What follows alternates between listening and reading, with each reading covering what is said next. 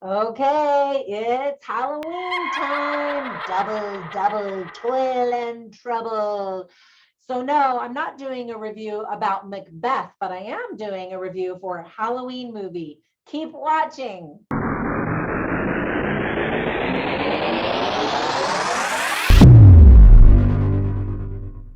So when Halloween rolls around every year, I always wonder, are we going to see new Halloween movies, or are we going to have to just rely on the old original standbys? Well, thanks to Disney Plus, we've got a new one to check out. It's called Hocus Pocus 2. Yes, it's the sequel. This fantasy comedy is timed perfectly for the Halloween season and is now available exclusively on Disney Plus. It's rated PG and is an hour and 43 minutes. My overall movie review mom grade, though, is a C. I did that just because you're probably seeing my screen backwards. So that, right? Anyway, that sounds like a bad grade. My husband always tells me, well, C is average. And so I guess this movie is average. I was hoping for more, but okay, I'm getting ahead of myself. I'm going to give you an overview in a nutshell and then point out things I liked and didn't like about this movie, as well as offer tips for parents, themes worth talking about, interesting lines, funny lines, and even recommendations for some other films that I think that you'll also like if you're in the mood for Halloween. So first of all, in a nutshell, three young women accidentally bring back the famous Sanderson sisters to modern day Salem and must figure out how to stop the child hungry witches from wreaking havoc on the world. The world may have been free of Winifred, Mary, and Sarah, and the fear they invoked in us all. But what happens when you mess with magic? It messes back. Now, some people will say this movie is a mess, but I'm not going to go so far as to say that. I actually got a kick out of it. The movie was directed by Anne Fletcher. The screenplay and writing were done by Jen D'Angelo, David Kirshner, and Blake Harris. So reviews have been running at extremes between hate it and love it. And really, it all boils down double toil and trouble. It all boils down to expectations, right? So I enjoyed it, but I also wasn't expecting a lot. Most sequels are not great. However, here's the list of things that I really liked about the movie. No one ever said that the original 1993 Hocus Pocus was perfect or a genius, but it's definitely been recognized as one of the few true Halloween classics that many kids have grown up watching. Fans of the Hocus Pocus original movie should get a kick out of this one. I just thought it was really fun to see Bette Midler, Sarah Jessica Parker, and Kathy Najimy together again as the spooky, funny Sanderson sisters. All three of them seem to be having a complete blast on set. And that always makes it fun to watch a movie when the actors are having fun. When Bette Midler saw how popular the original movie was becoming progressively every year, she kept pestering the studio to make a sequel. Well, when all the money was being made in merchandising, finally, the studio agreed. Fun fact number one, Sarah Jessica Parker discovered in her genealogy that she actually had an ancestor who was arrested for committing, quote, sundry acts of witchcraft, end quote. Interesting. The young actresses who play the famous witches are adorable. They are Taylor Henderson, who absolutely stole every scene that she was in. I would have loved to have had the whole movie with her in it. I just thought she was great. Then Juju Journey Brenner and Nina Kitchen, who was able to maintain Mary's crooked smile, like Mary has. The teen actresses who starred in the movie also did a good job. They include Whitney Peak, Melissa Escobedo, and Lilia Buckingham. Tony Hale is guaranteed to play a goofball in any movie that he's in, and then add the awesome Sam Richardson, and you have an amusing cast. Now, I think Sam Richardson's talents were probably underutilized, but still, it's great. I love seeing him on the screen anytime. The village of Salem, I thought, looked really great. It kind of looks like a set, but still, it gave me the feels for that time period and for a spooky time. Some of the filming took place in the cities of Providence, Lincoln, and Newport in Rhode Island, as well as in Astoria, New York, and inside Kaufman Studios in Queens, New York. The original movie was shot mostly in Salem, Massachusetts. So to be able to piece together all of those locations and make it look like it was one place, I thought is difficult, but I thought that they did a pretty good job. You'll notice immediately that the Disney castle in the introduction doesn't show fireworks or Tinkerbell's fairy dust, like it usually does. Instead, the castle is surrounded by the woods of Salem and looks like a witch's cottage, which I thought personally was a nice touch.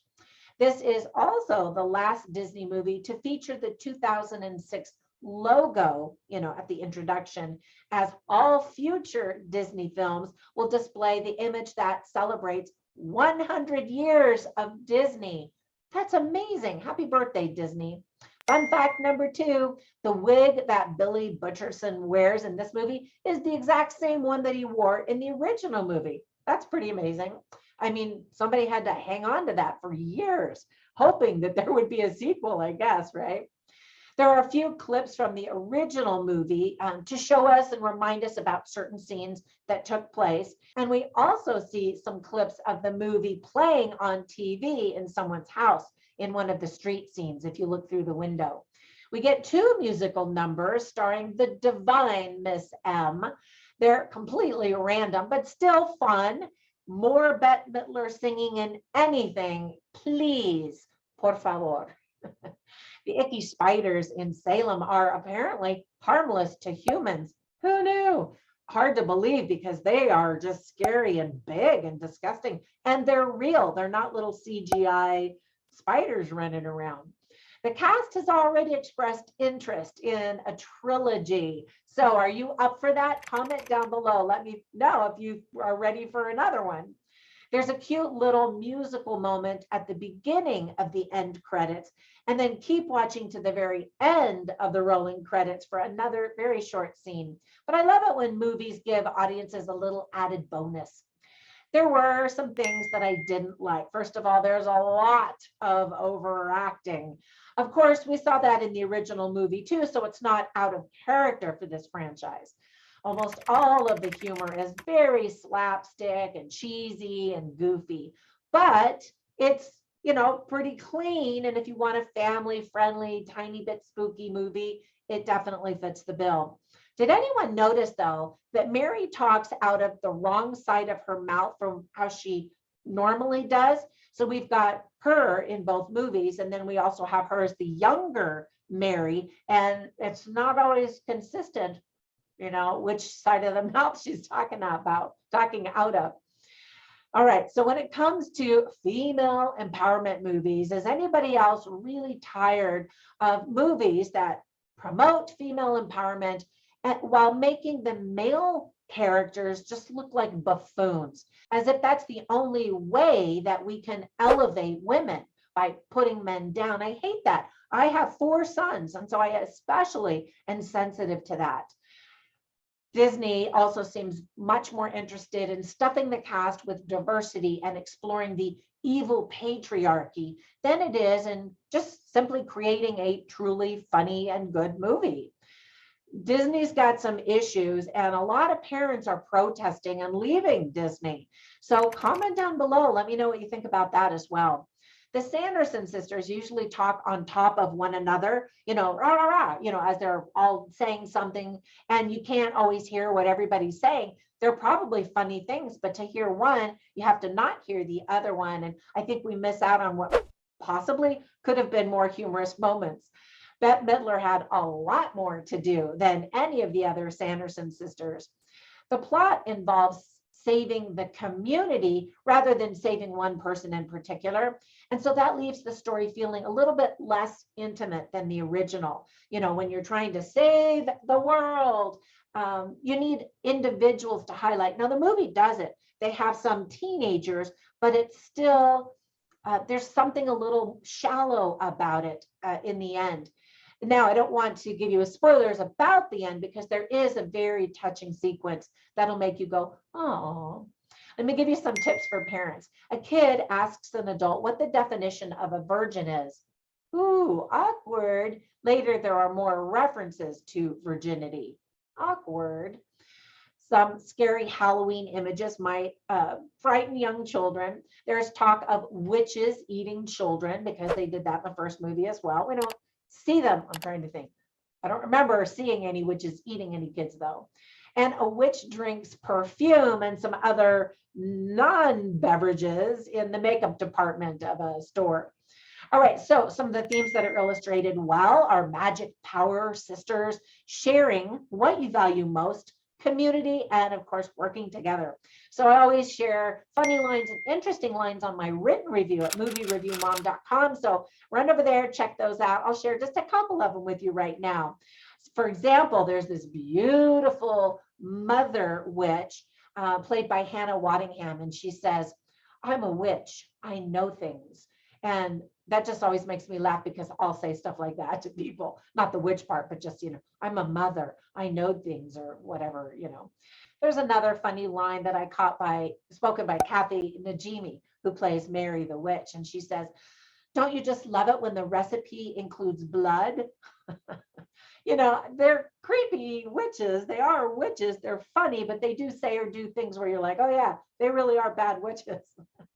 And then there was some interesting lines. For example, the witch mother says, magic has a way of uniting things that should be together. And then finally, another very sweet line spoken by Bette Midler, who plays Winifred Sanderson, says, how lucky art thou to have each other, as she's talking to these teenagers. And throughout the movie, the witches, speak that old English, and they do a pretty good job. They also poke some fun at it. Anyway, it's just one of the running gags of the movie. All right, so let me give you some recommendations for some other movies that are sort of similar that I thought of that I think you'll also like. Of course, I recommend that you see the original Hocus Pocus back in 1993. Wow, that seems like such a long time ago. Now, when I was a little girl, the big classic movie we watched every Halloween was It's a Great Pumpkin, Charlie Brown. Now, they filmed that in 1966. It's an animation, but of course it ran for many, many years. And so I don't know how old I was when it stopped running, but that was the Halloween movie that I looked forward to. We didn't have a whole lot to choose from back then. Another Halloween movie that my kids grew up with is Casper. Now, that came out in 1995. So my younger kids have seen it just because I think we owned the video and then the DVD of it and watched it a million times. It's good fun. And then just two other kind of creepy Halloween-y movies that are classics are Coraline, filmed in 2009. Well, again, it's an animation, and Beetlejuice, which is sort of Halloween-y, but just sort of creepy, but funny at the same time. Anyway, check any of those out if you haven't seen them already. And when you get a minute, be sure and hit that subscribe button and like it and comment down below and all of that kind of stuff. That spreads magical YouTube fairy dust, witch dust all over my YouTube channel and helps other people to find it so that my channel can grow. And that's my goal, to help more people save time and money watching movies. All right, have a fantastic day and a happy Halloween. And I will talk to you in the next one. Bye for now.